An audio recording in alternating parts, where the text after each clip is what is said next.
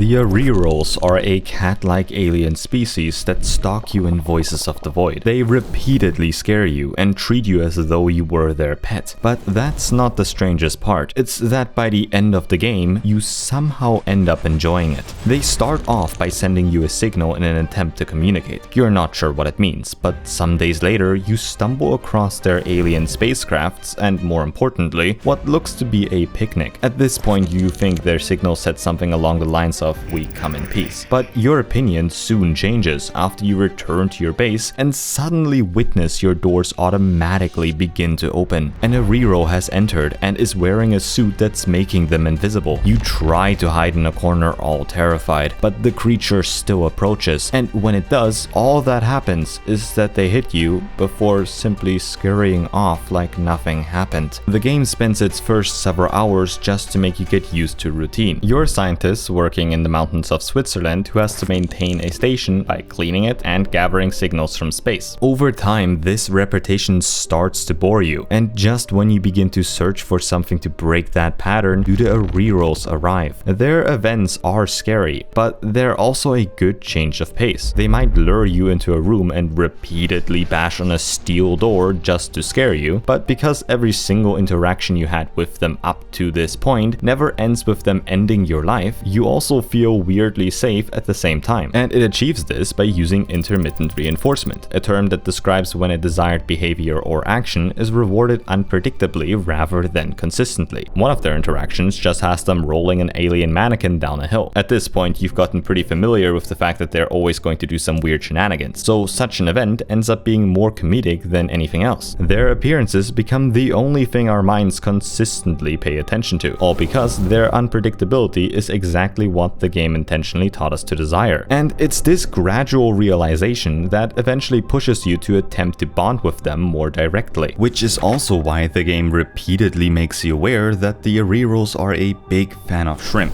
to the point that anytime they chase you down, you can actually throw one at them and they will immediately stop. But more importantly, each time you give the Arirals more shrimp, your reputation with them also begins to improve. It's a system that's built deeply into the game, and one that will eventually result in the Arirals returning this said affection. They might, for example, decide to give you a box containing a bunch of cookies. Other more positive events will then begin to happen as well, and each one of them will encourage you to grow closer to them. However, this system also works vice versa, because if you don't give them shrimp and, let's say, swing at them in order to somehow protect yourself, your reputation with them will begin to decrease. This also causes new events to begin to occur, and while they are bad, they still look and feel quite similar to the other new good events you experienced previously. Since you cannot really tell these events apart, nor how your reputation with the Arirals is at any moment, the game automatically encourages you to always improve your relationship with them. And it manages to do this despite the Arirals still continuing to prank you at even the highest possible reputation level. The only difference is that they will do so much less aggressively, but it still causes you to feel weirdly proud of yourself, since the bond you yourself made led to an already noticeable improvement compared to their very first interactions. Yet this reputation has a set limit, so you will eventually reach a wall that prevents you from growing closer to them. And because the game trained you to be dependent on those interactions, you actively begin to seek out alternative ways to achieve this same thing. One of those being attempting to approach the Arirals. However, once you do, you realize that they will still immediately flee the moment you approach them, which somehow just makes you like them even more. It goes against everything you thought you knew because they're now acting like tsunderes. This is a term that uses the two Japanese words tsun, meaning to act in an off-puttingly guarded manner, and dere, which means to act in an infatuated manner. For example, in another one of their interactions, they leave out a trail of brownies for you to follow. If you have a good relationship with them, you will find a note at the end that says human good,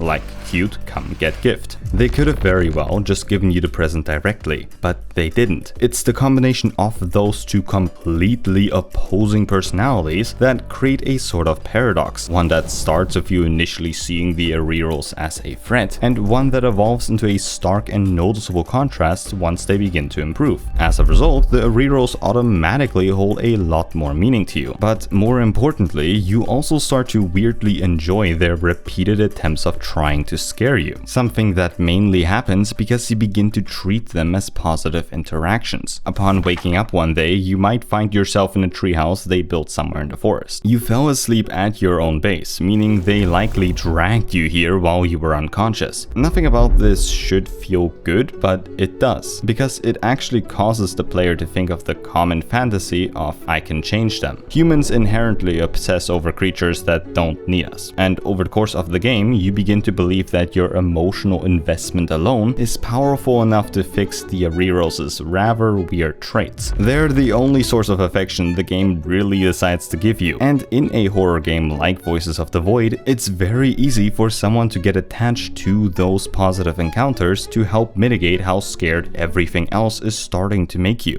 Take the Rozitals for example. One day you receive a signal from them warning you to watch out for aggressive yellow wisps in the forest, and when you go outside you see large mechanical beings seemingly collecting those wisps as though they're trying to protect you. In reality, however, they're actually allied with the Arirals, and you only accidentally intercepted their message. But because they are in an alliance with the creatures you had several days to learn to trust, you automatically also begin to feel less frightened of the Rozitals. You could technically just walk up to the Rozitals and find out for yourself that they won't attack you, but because the Arirals do exist, you find out much sooner, and even in those moments, your brain automatically brings you back to the Arirals. The Greys, for example, another alien species you later encounter, make this very apparent, because they actually harm both you and the Arirals. Since the game doesn't really give you any proper way to fight back, you find yourself completely reliant on the Arirals, and when even your base starts to feel unsafe, you see them as though they're your chosen protectors. To you, the way the Arirals treat you no longer feels like weird stalker behavior, and when you wake up one day to find that they seemingly spoon-fed you while you were sleeping, it doesn't feel strange anymore, and instead it makes you feel rather important. The fact that you're seemingly unfazed by a cosmic war must be strange to them. They very much know that they're the more intelligent species, but when they see you dodge and weave between the lasers they're firing against the Greys, their opinion of you changes to become something along the lines of "this human must be less concerned of me than I am of it." And it sort of makes you feel equal to the Arirals, despite clearly being the weaker one of the species. But this perception of them is only what the game wants you to believe. In reality, the Arirals have no use of you and will forever continue to scare you. They're amused by your existence alone and only profit off of you whenever you give them more shrimp. It might seem like you're giving the Arirals what they want, but it's actually the opposite, because in the end, the way they treat you is quite similar to a person and their pet.